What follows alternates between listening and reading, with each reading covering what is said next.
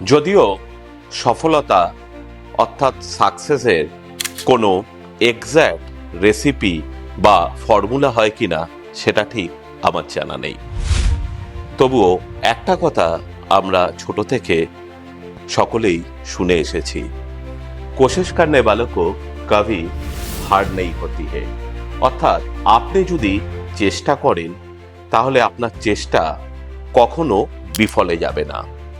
তবুও আমি আমার এই স্বল্প অভিজ্ঞতায় যে কটা জিনিস শিখেছি তাতে আমার মনে হয় শুধুমাত্র চেষ্টাই সফলতার জন্য যথেষ্ট নয়, চেষ্টার সাথে সাথে আরো 5টা বিষয় অবশ্যই দরকার।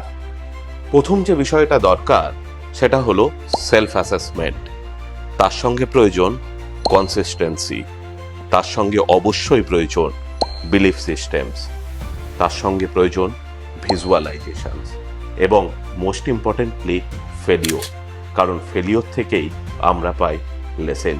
আপনারা কি মনে করেন কমেন্ট করে জানাবেন আমাকে। নমস্কার।